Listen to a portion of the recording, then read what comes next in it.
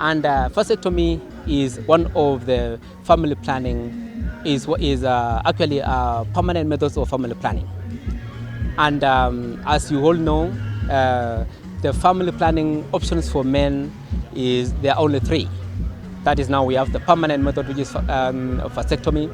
We have the use of the condoms and the natural methods. Unlike women who have quite a number of them, hormonal, IUD, and many others.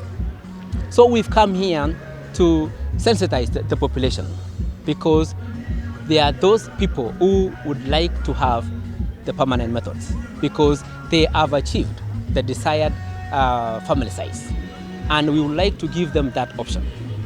So from the Ministry of Health, what we have done is to make sure that we have the training package for the health workers, to make sure that they are well trained so that they can perform the procedures. We are calling them a training package for voluntary surgical permanent methods. And we have the one for the females, which is called bilateral tubal ligation, and now the vasectomy. So what we are doing from the national level is to make sure that we have the training package, and also to make sure that we facilitate the training, to make sure that the healthcare workers, the doctors, the medics know how to do the procedures. So that is what we are doing. And at the same time, from the national level, we are also making sure that we provide the other family planning products, like now the hormones, the hormonals, and the others. Because what we are saying is that we want to have a healthy nation, where people plan their families and they can feed themselves, they can take their children to school, and so forth and so forth. So that is the purpose of today. So the purpose for this event this week is to sensitize the population. And we are not only doing it in Bungoma, we are also doing it in other counties. It's only that the climax was, we decided to do the climax here in Bungoma County, just like we do we may do it in other counties in other years. So I think that was our purpose for coming here today. And I want to thank the county government of Bungoma, because we were already having testimonies that a certain number of people have already taken up the permanent methods, and we want to encourage others. The other thing also is to desensitization also will reduce the myths, because people think that when vasectomy is done on you, you no longer become a man. No, it doesn't affect your manhood. What differentiates a man from a woman is the hormones. Men have testosterone, and that's what makes you have beards. Women have estrogen and progesterone, and that's why they have breasts and they are curvy. So the issue therefore is vasectomy does not affect manhood. Yes. So I think that is what we want to tell the population, that has no complications, it has no side effects. Yes, one thing which is there is there is still a lot of people don't want to come out.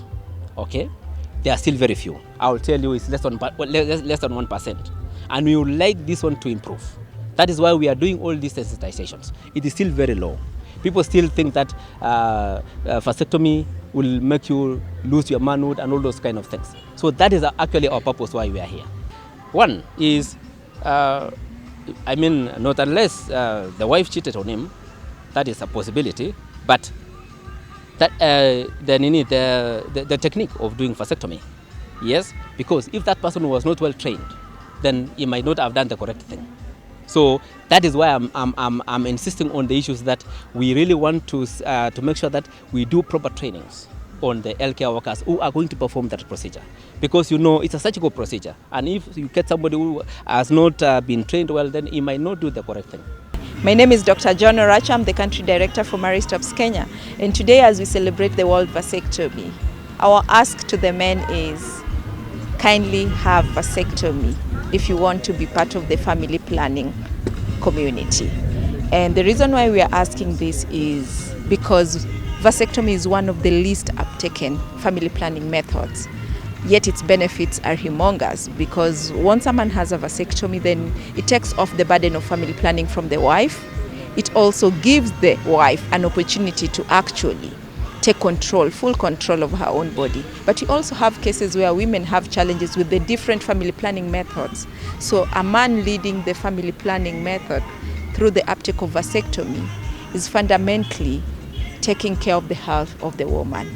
But we also have the BTL, because when we speak about the permanent method, we have two. So we have vasectomy for the men, and we have the bilateral tubal ligation for the women.